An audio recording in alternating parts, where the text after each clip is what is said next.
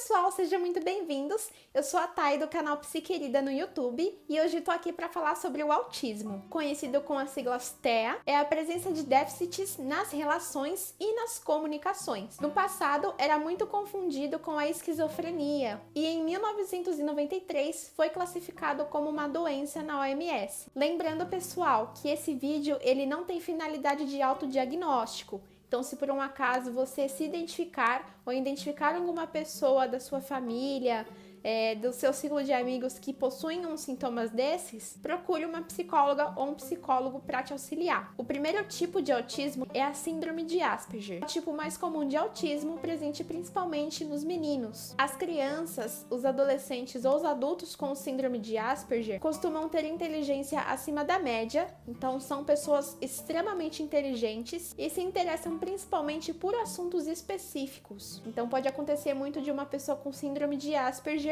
adorar dinossauro e só falar sobre dinossauros o tempo inteiro. É um dos sintomas mais comuns para quem possui autismo. Alguns sintomas eu vou estar falando de uma forma mais geral, porque não é uma regra, tá? Às vezes uma pessoa possui autismo, mas ela consegue, por exemplo, ter contato visual normalmente ou não. Vai depender de cada situação. Mas para quem tem a síndrome de Asperger, esses são os sintomas mais comuns. Então costumam ter inteligência acima da média e também se interessarem por assuntos mais específicos. O autismo clássico, esse já é considerado como grave. Além de apresentar todos os outros já citados aqui, aparecem aí a falta de comunicação pelo olhar, né? As pessoas têm dificuldade em ter contato visual, e isso no autismo clássico já é regra, já é critério. Elas não têm contato visual nenhum. E existe também um retardo na fala e na cognição. Então, crianças e pessoas que apresentam esse tipo de autismo, elas demoram para falar ou elas nunca irão falar. E na questão da cognição também pode desenvolver alguma dificuldade motora ou dificuldade ali na questão neurológica mesmo. Por último, temos o transtorno desintegrativo da infância. Esse é o tipo de autismo considerado mais grave, porém é o menos comum. E ele leva esse nome, desintegrativo da infância, porque a criança perde o que ela aprende. Então, novamente, além dos sintomas que ela já apresenta a partir dos outros tipos, ela também esquece o que ela aprende. Então, se a mãe ou o pai ensinaram ela a comer, ela vai esquecer que ela aprendeu a comer, ou que aprendeu a ir ao banheiro sozinha ou sozinho. É muito difícil ela manter esse aprendizado, manter ele ali fixo na memória. E isso atrapalha muito na questão do desenvolvimento, porque já pensou? Você aprende uma coisa e você esquece, você aprende e esquece. Ela não consegue desenvolver de jeito nenhum. E por conta disso, muitas crianças, muitos adultos, na verdade que nem chegam à vida adulta, né? Muitas crianças que apresentam esse transtorno desintegrativo da infância acabam morrendo antes de chegarem à fase adulta. Então, cada tipo de autismo que eu falei para vocês, existem 3 níveis para cada um deles. No nível 1, o mais comum é que as pessoas apresentem uma falta de organização, elas não conseguem se organizar e também têm dificuldades em iniciar novas relações e também de planejar ou trocar de atividades.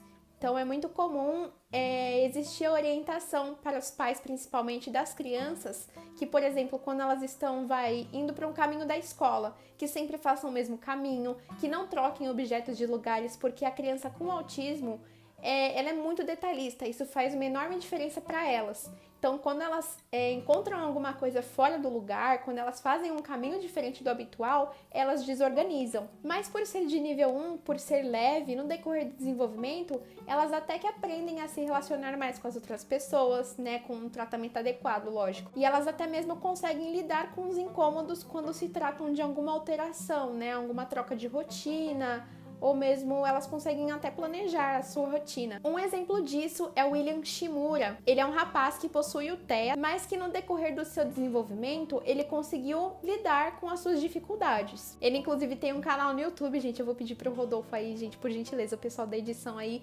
colocar o canal do William Shimura aqui pra vocês darem uma olhada, porque é muito legal, gente, eu fiquei passada. Ele tem um vídeo explicando sobre os sintomas do autismo, e ele tem uma dicção, uma linguagem muito boa. Você olha e você fala, não é possível, esse rapaz ele não tem autismo, gente. Então depois do nível 1 temos o nível 2, que à medida que os níveis vão subindo, obviamente, vão se tornando mais graves que eu digo no sentido de serem um pouquinho mais rígidos, porque no nível 1, como eu falei pra vocês, ainda existe a possibilidade de, no decorrer do desenvolvimento, as pessoas com autismo aprenderem a lidar com isso. Já no nível 2, vai se tornando um pouco mais complicado delas conseguirem lidar. Então elas são extremamente inflexíveis no comportamento, elas reagem negativamente a mudanças, diferente do nível 1, que tá, a gente mudou um negócio aqui, mas ok, tá me incomodando, mas eu não vou desorganizar tanto.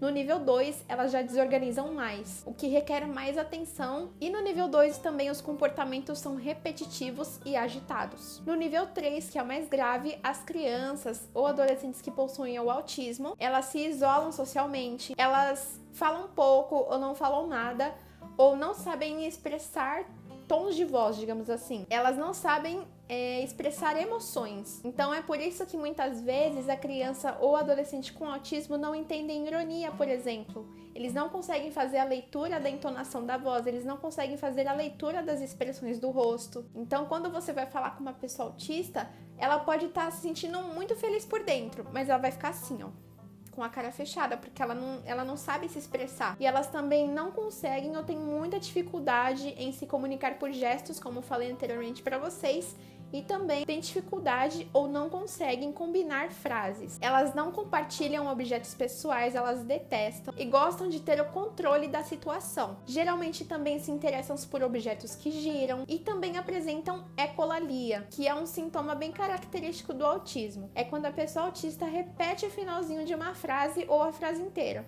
Então, por exemplo, quando você está na presença de uma pessoa autista e você fala "Oi, tudo bem?", a pessoa autista pode repetir a sua frase "Oi, tudo bem?", ou então ela só repetiu "tudo bem". Então você fala "Oi, tudo bem?" e ela "tudo bem?", ela imita a sua entonação. É muito engraçado isso. Elas não conseguem expressar ali uma entonação, né? Mas elas conseguem repetir o que você fala. O TEA ele só foi receber esse nome em 2013, então é algo muito recente. E ainda pouco falado, seja nas escolas, nos âmbitos educacionais principalmente. E é um assunto que ainda é tabu para muitas pessoas.